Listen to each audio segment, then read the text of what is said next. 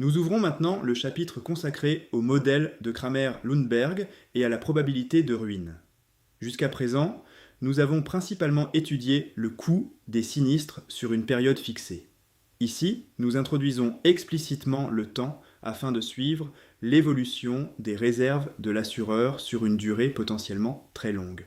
Le modèle met en balance deux mouvements opposés. Les primes encaissées font augmenter progressivement les réserves.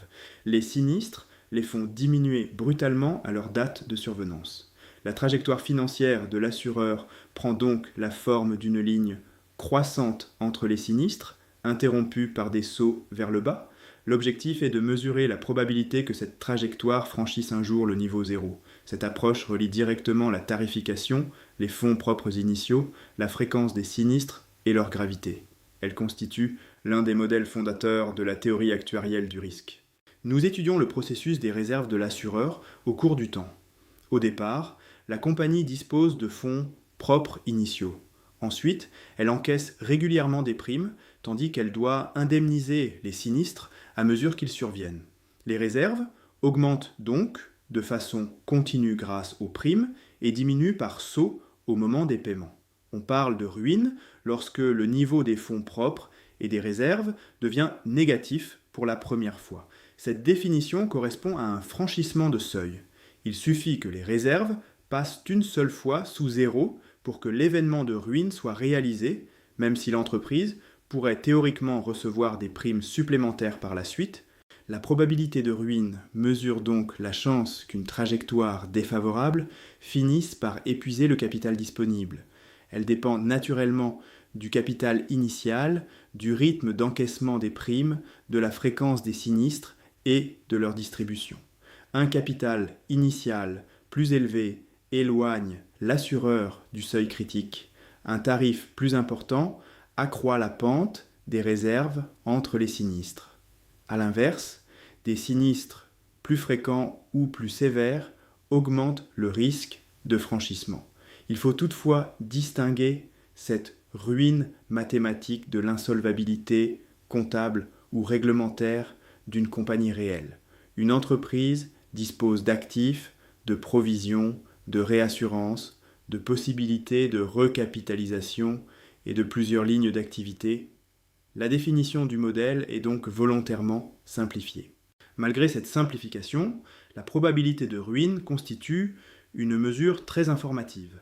Elle évalue le risque de trajectoire, contrairement à une mesure calculée à une date unique. Deux assureurs peuvent présenter le même résultat moyen à la fin d'une année, mais des risques de ruine différents si l'un d'eux est davantage exposé à des sinistres précoces ou à des chocs extrêmes. Le modèle ne cherche donc pas à reproduire toute la comptabilité d'une entreprise. Il fournit un laboratoire probabiliste pour étudier une question fondamentale: quelles conditions permettent aux primes et au capital initial de compenser durablement l'aléa des sinistres? Le modèle de Lundberg repose d'abord sur une suite de montants de sinistres positifs, indépendants et de même loi. Cette hypothèse signifie que les sinistres successifs sont statistiquement comparables et qu'un montant observé n'influence pas les suivants. Leur distribution commune est caractérisée notamment par une moyenne et une variance. Les sinistres surviennent à des dates aléatoires croissantes. La première date correspond au premier sinistre, la deuxième au second, et ainsi de suite. À chaque instant, on peut donc compter combien de sinistres se sont produits depuis l'origine. Les durées séparant deux sinistres successifs sont supposées indépendantes et de loi exponentielle. La moyenne de ces durées est l'inverse d'un paramètre appelé intensité. Une intensité élevée signifie que les sinistres arrivent fréquemment. Une intensité faible correspond à des intervalles moyens plus longs. La loi exponentielle possède la propriété d'absence de mémoire. Sachant qu'aucun sinistre n'est survenu depuis un certain temps, la durée supplémentaire jusqu'au prochain sinistre a la même distribution qu'au départ. Le modèle suppose ainsi que le mécanisme d'arrivée ne vieillit pas et que l'intensité demeure constante dans le temps. Enfin, la suite des montants est indépendante de la suite des durées entre sinistres. Connaître qu'un sinistre survient tôt ou tard ne donne aucune information sur sa gravité. La fréquence et la sévérité sont donc séparées. Ces hypothèses rendent le modèle très maniable, mais elles sont fortes. Elles excluent les effets de saisonnalité, les catastrophes produisant plusieurs sinistres dépendants, les évolutions d'inflation et les liens entre fréquence et gravité. Le modèle de Lundberg doit donc être compris comme une référence de base. Son intérêt vient précisément de cette structure simple. Elle permet de décomposer le risque entre un mécanisme temporel d'arrivée des sinistres et une distribution des montants. Cette séparation sera essentielle pour établir les propriétés du processus de comptage, du montant agrégé et de la probabilité de ruine. Alors, les hypothèses sur les durées entre sinistres impliquent que le nombre de sinistres observés jusqu'à une date donnée suit un processus de Poisson homogène. À un horizon fixé, le nombre de sinistres suit une loi de Poisson dont la moyenne est égale à l'intensité multipliée par la durée d'observation. Le terme homogène signifie que l'intensité est constante dans le temps. Le nombre moyen de sinistres attendus pendant une période ne dépend que de sa longueur, et non de sa position dans le calendrier.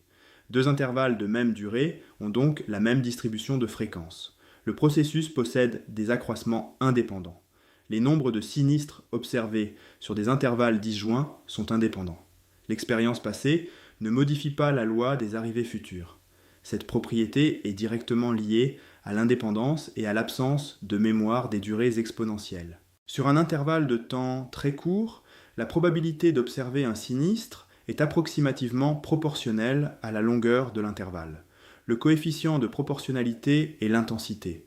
La probabilité de n'observer aucun sinistre est proche de 1 moins cette petite quantité. Enfin, la probabilité de 2 sinistres ou davantage est d'un ordre encore plus petit et devient négligeable à l'échelle infinitésimale. Ces propriétés donnent l'intuition de la dynamique locale. Pendant un très court laps de temps, il ne se passe généralement rien. Avec une faible probabilité, un seul sinistre survient. La possibilité de plusieurs arrivées simultanées est négligeable. Le processus est également markovien. Pour prévoir son évolution future, il suffit de connaître l'état présent. Toute l'histoire antérieure n'apporte pas d'informations supplémentaires sur les prochaines arrivées.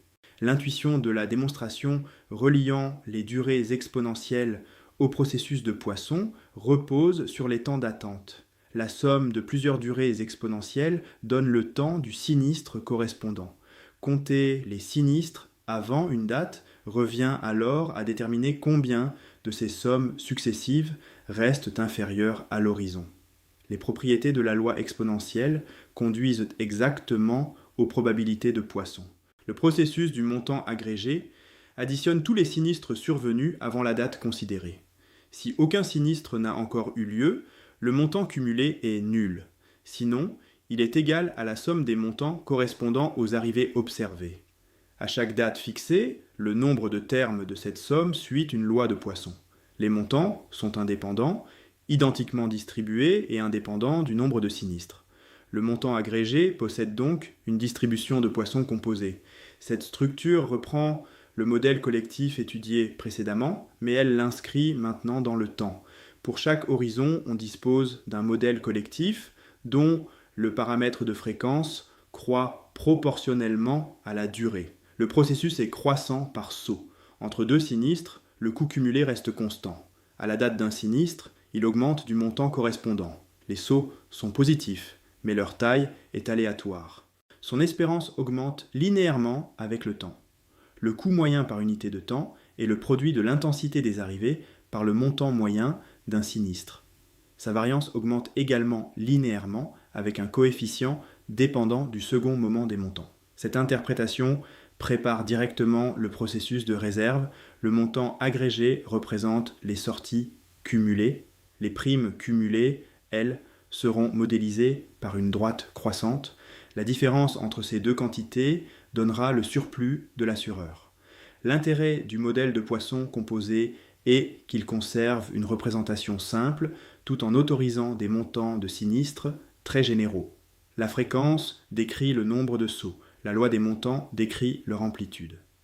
Les propriétés de la trajectoire financière dépendront ainsi à la fois de la vitesse moyenne des arrivées et de l'épaisseur de la queue des sévérités. Le surplus de l'assureur à une date donnée est constitué de 3 éléments.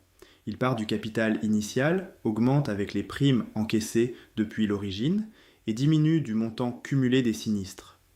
Le taux de prime instantané représente le montant de prime reçu par unité de temps. Dans ce modèle de base, il est constant. En l'absence de sinistre, le surplus suit donc une droite croissante. À chaque sinistre, il subit un saut vers le bas égal au montant de l'indemnisation. La probabilité de ruine sur un horizon fini est la probabilité que le surplus devienne négatif au moins une fois avant une date fixée. Elle est particulièrement pertinente pour une analyse réglementaire ou pour un plan stratégique portant sur quelques années. La probabilité de ruine à horizon infini correspond à la probabilité que le surplus devienne négatif un jour sans limite de temps. Elle est plus difficile à interpréter économiquement car les hypothèses du modèle sont peu plausibles sur une durée infinie. Elle possède néanmoins une grande importance théorique et fournit souvent une mesure prudente. Ces deux probabilités ne décrivent pas seulement la position finale. Une compagnie peut finir la période avec un surplus positif tout en ayant franchi zéro auparavant. La ruine est donc un événement portant sur l'ensemble de la trajectoire. Le capital initial joue un rôle de coussin de sécurité. Plus il est élevé, plus un enchaînement défavorable de sinistres est nécessaire pour provoquer la ruine. Le taux de prime détermine la vitesse de reconstitution des réserves entre les sinistres. La fréquence et la sévérité déterminent de leur côté la vitesse et l'amplitude des diminutions. Cette formulation permet d'étudier séparément l'effet de chaque levier. Augmenter le capital initial, augmenter le chargement des primes, diminuer l'exposition ou recourir à la réassurance. Tous ces choix modifient la probabilité de franchissement du niveau 0. Le temps de ruine est la première date à laquelle le surplus devient négatif. Si ce franchissement n'a jamais lieu, le temps de ruine est considéré comme infini. Cette variable permet d'étudier non seulement la probabilité de ruine, mais aussi sa rapidité. Le résultat asymptotique affiché sur le slide décrit la tendance moyenne du surplus par unité de temps. À long terme, les primes accumulées croissent au taux C. De leur côté, les sinistres cumulés croissent presque sûrement au taux égal à l'intensité des arrivées, multipliée par le montant moyen d'un sinistre. L'intuition de la preuve combine deux lois des grands nombres. Premièrement, le nombre de sinistres divisé par le temps converge vers l'intensité. Deuxièmement, le montant moyen des sinistres observés converge vers la moyenne de leur distribution. En multipliant ces deux résultats, le coût cumulé par unité de temps converge vers le coût moyen attendu par unité de temps. La différence entre le taux de prime et ce coût moyen donne alors la pente asymptotique du surplus. Si cette différence est positive, le processus tend globalement vers le haut, même s'il peut encore subir une ruine à court ou moyen terme. Si elle est négative, le surplus dérive vers le bas et la ruine devient inévitable à long terme. Dans le cas limite d'égalité, les fluctuations suffisent également à rendre la situation très défavorable. La condition de profit net impose donc que le taux de prime soit strictement supérieur au coût moyen attendu des sinistres par unité de temps. On exprime cet écart à l'aide du coefficient de chargement de sécurité. Cette condition est nécessaire pour que la probabilité de ruine à horizon infini soit strictement inférieure à 1. Elle n'est cependant pas suffisante pour rendre la ruine impossible. Même avec une dérive positive, un sinistre très important ou une succession rapide de sinistres peut épuiser le capital initial. Le chargement de sécurité doit ainsi compenser non seulement le coût moyen, mais aussi le risque de fluctuations défavorables. Plus il est élevé, plus la pente moyenne du surplus est favorable et plus la probabilité de ruine diminue. Le coefficient de chargement de sécurité mesure l'écart relatif entre les primes encaissées et le coût moyen attendu des sinistres. Sur une période donnée, les primes sont égales au coût moyen des sinistres augmenté de ce chargement. Pour reformuler le problème de ruine, on considère le processus opposé au surplus hors capital initial, les sinistres cumulés diminués des primes cumulées. Ce processus augmente lors des sinistres et décroît linéairement entre deux sinistres. Sa valeur maximale sur tout l'horizon représente la plus grande perte cumulée que l'activité peut imposer à l'assureur par rapport aux primes reçues. La ruine se produit exactement lorsque cette perte maximale dépasse le capital initial. La probabilité de ruine est donc la probabilité que le maximum du processus de perte franchisse le niveau de capital disponible. Cette reformulation est fondamentale. Elle transforme un problème portant sur toute la trajectoire du surplus en un problème de distribution d'un maximum. Le capital initial devient simplement un seuil appliqué à une variable aléatoire unique, la perte maximale. L'intuition de la démonstration consiste à réarranger l'inégalité définissant la ruine. Dire que le surplus devient négatif revient à dire qu'à une certaine date, les sinistres cumulés, diminués des primes, dépassent le capital initial. Dire que cela se produit à au moins une date revient à comparer le capital initial au maximum atteint par ce processus. Sous la condition de profit net, le processus de perte possède une dérive négative à long terme. Son maximum reste donc fini presque sûrement. Il existe également une probabilité positive que ce maximum ne dépasse jamais 0. Les primes accumulées suffisent alors toujours à absorber les sinistres. C'est pourquoi la probabilité de ruine avec un capital initial nul peut être strictement inférieure à 1. Cette représentation permet ensuite d'utiliser des outils de théorie, des renouvellements et de sommes composées. Elle prépare le théorème du slide suivant qui décompose la perte maximale en une somme aléatoire de nouveaux records successifs. Le dernier théorème décrit la perte maximale comme une somme d'un nombre aléatoire de dépassements successifs. Chaque fois que le processus des pertes franchit son ancien maximum, il crée un nouveau record. L'amplitude de ce nouveau record au-dessus du précédent est appelée un montant d'ascension. Après un record, la propriété de Markov et l'indépendance des accroissements permettent de recommencer l'analyse comme si le processus repartait de zéro. Les amplitudes successives des records ont donc la même distribution et sont indépendantes. Le nombre total de nouveaux records suit une loi géométrique.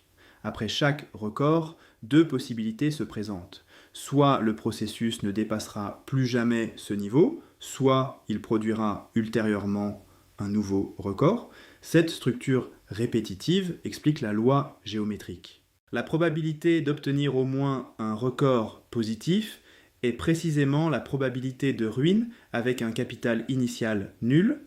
Sous la condition de profit net, cette probabilité est l'inverse de 1 plus le coefficient de chargement. Un chargement élevé réduit donc la probabilité de commencer une nouvelle phase ascendante. La distribution de l'amplitude d'un record possède une interprétation remarquable. Sa fonction de survie est proportionnelle à l'intégrale de la queue de la distribution des sinistres. Il s'agit de la distribution dite intégrée de queue ou distribution d'équilibre. Elle surpondère les grands sinistres. Un franchissement est plus susceptible d'être causé par une perte importante que par une perte ordinaire. L'intuition de la preuve consiste à observer le premier passage du processus de perte au-dessus de zéro. On identifie la loi du dépassement lors de ce passage, puis on utilise la propriété de renouvellement au niveau atteint. La perte maximale totale devient ainsi la somme des dépassements associés à tous les records successifs. La formule de Beekman en déduit la probabilité de ruine comme une somme pondérée de queues de convolution. Pour chaque nombre possible de records, on considère la probabilité que leur somme dépasse le capital initial, puis on pondère par la probabilité géométrique de ce nombre. Ce résultat est à la fois exact et conceptuellement important. Il relie la ruine à deux mécanismes, le nombre de phases défavorables successives et la taille des dépassements produits à chaque phase. Il servira de point de départ aux approximations et aux résultats asymptotiques étudiés dans la suite du cours.